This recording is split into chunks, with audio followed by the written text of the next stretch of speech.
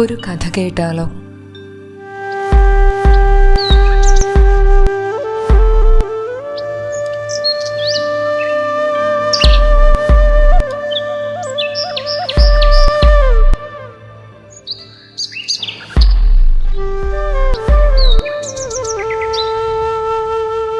അതെ, ഒരു നല്ല കഥ കേൾക്കാം.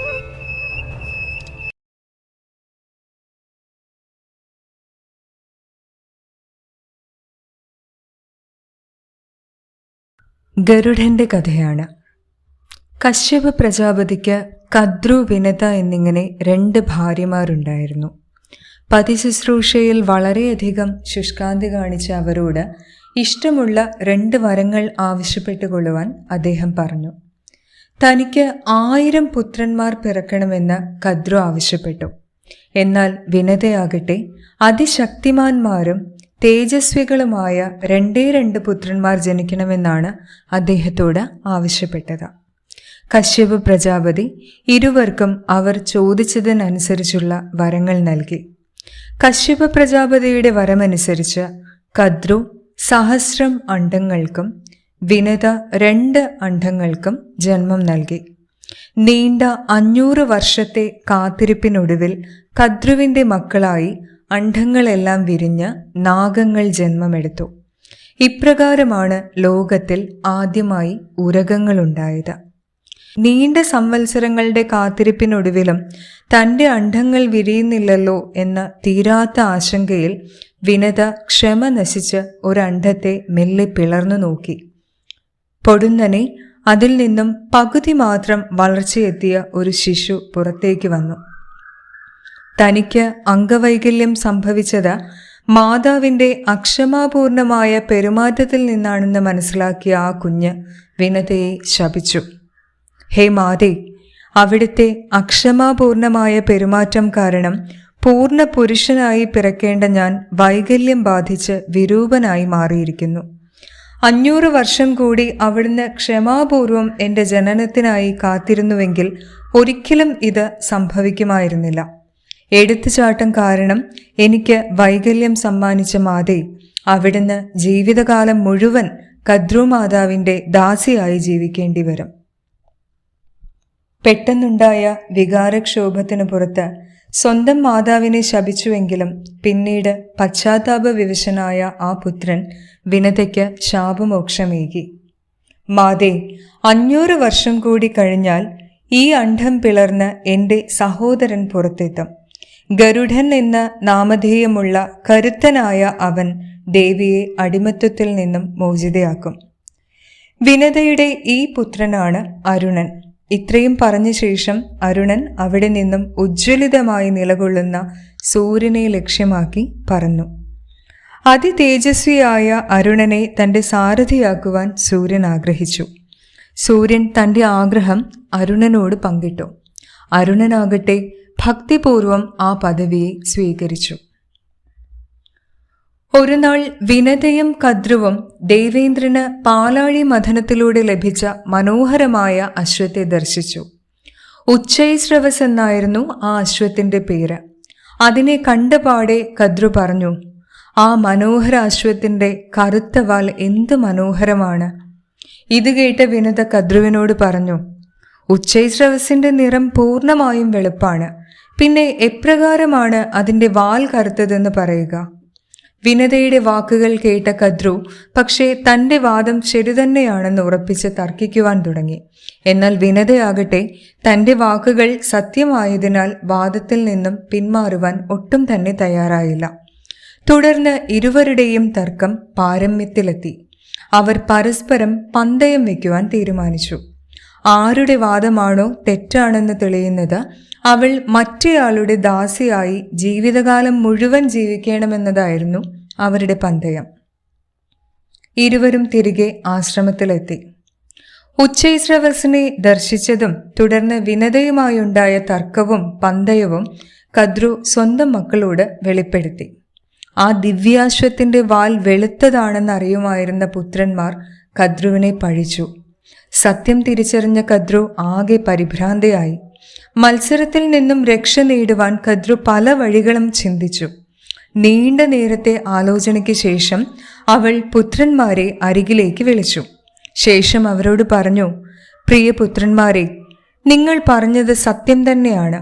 ഒരുപക്ഷെ വിനതയുടെ ദാസിയായി എനിക്ക് ജീവിതകാലം മുഴുവൻ കഴിയേണ്ടി വരും.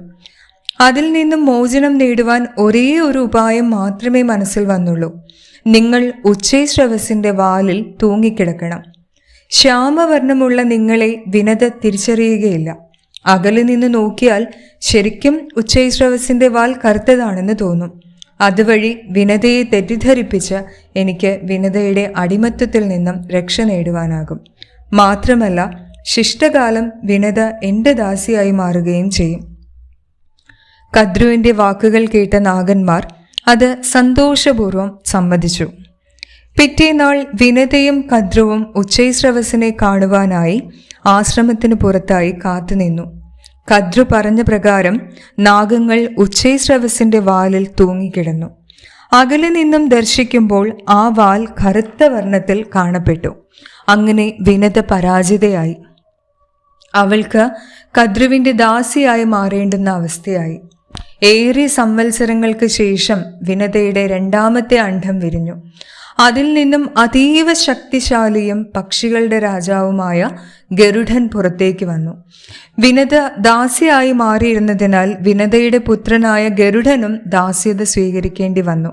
ഒടുവിൽ സഹിക്കാനാവാതെ മനോവിഷമം അനുഭവപ്പെട്ട ഗരുഡൻ കദ്രുവിനടുത്തെത്തി ചോദിച്ചു, ഹേ മാതേ, ഞങ്ങൾക്ക് മോചനമേകിയാലും അതിനായി ഞങ്ങൾ എന്ത് വേണമെങ്കിലും ചെയ്യാവുന്നതാണ്.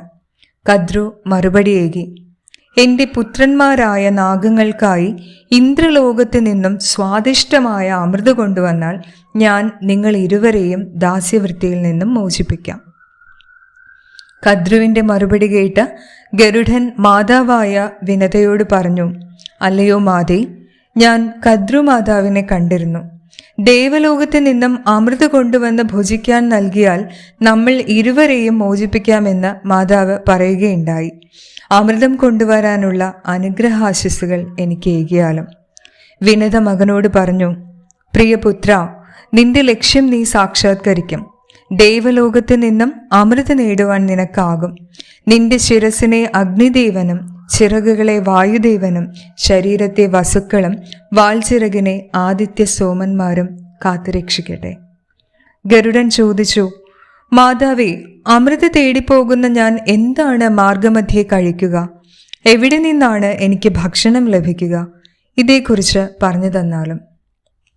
വിനത മറുപടിയേകി, പുത്ര, അങ്ങ് ദൂരെ ഒരു പർവ്വതം നീ കാണുന്നില്ലേ?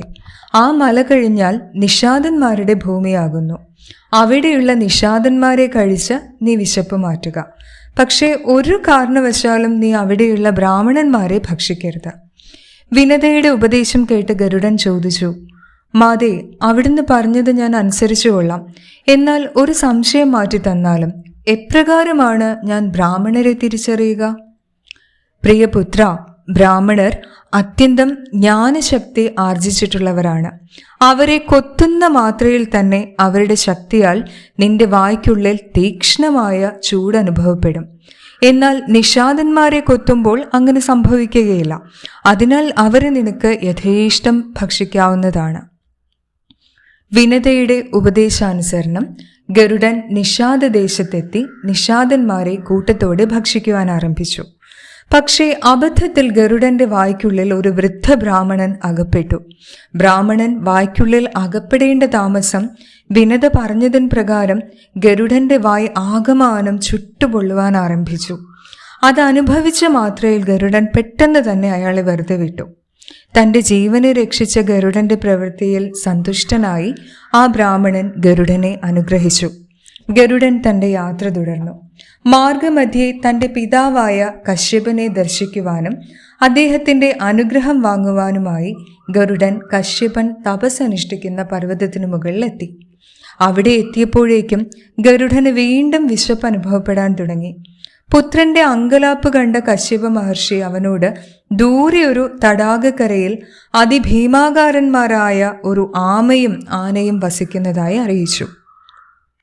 സുപ്രീതകൻ, വിഭാവസു എന്നിങ്ങനെയായിരുന്നു അവരുടെ പേരുകൾ. മനുഷ്യജന്മത്തിൽ അവർ ഇരുവരും സമ്പത്തിനായി പരസ്പരം ശണ്ഠ കൂടുകയും ക്രോധപാരവശ്യത്താൽ അന്യോന്യം ശവിക്കുകയും ചെയ്തതിൻ്റെ ഫലമായാണ് അവർ ആമയുടെയും ആനയുടെയും രൂപത്തിലായത്. കശ്യപന്റെ നിർദ്ദേശാനുസരണം ആ രണ്ട് ജീവികളെയും തൻ്റെ കൂർത്ത നഖങ്ങളാൽ അള്ളിയെടുത്ത് ദൂരെ ദർശിച്ച ഒരു ആൽമരത്തിൻ്റെ ശാഖയിൽ കൊണ്ടുചെന്ന് വെച്ചുവെങ്കിലും ഭാരാധിക്യത്താൽ ആ ശാഖ ഒടിഞ്ഞു വീഴുവാൻ തുടങ്ങി. ദൗർഭാഗ്യവശാൽ ആ കൊമ്പിലായിരുന്നു മഹർഷിമാരായ ബാലാഖില്യന്മാർ തപസ്സനുഷ്ഠിച്ചിരുന്നത്. വൃക്ഷശാഖ താഴെ പതിച്ചാൽ മുനിശാപം ഏൽക്കേണ്ടി വരുമെന്ന് ഭയന്ന ഗരുഡൻ ഒടിഞ്ഞു വീണുകൊണ്ടിരുന്ന ശാഖയെ കൊത്തിയെടുത്തുകൊണ്ട് പിതാവായ കശ്യപന്റെ അരികിലെത്തി. യാതൊരു അപകടവും കൂടാതെ ബാലാഖില്യന്മാരെ അവൻ നിലത്തിറക്കി. കശ്യപന്റെ മിത്രങ്ങളായിരുന്നു ബാലാഖില്യന്മാർ.